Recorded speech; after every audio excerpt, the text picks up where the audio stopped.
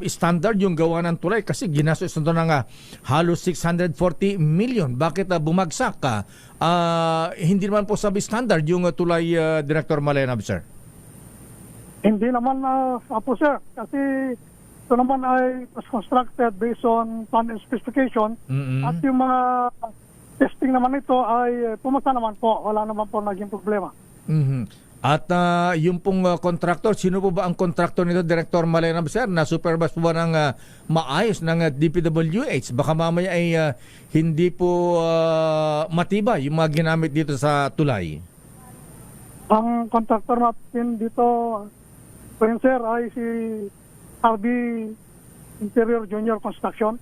Ay taga rito din po. Kaya I'm sure na ginawa niya lang mabuti kasi taga rito siya. Ayan na. So ano po ang pananagutan ngayon na Director Malenab, sir? Itong truck na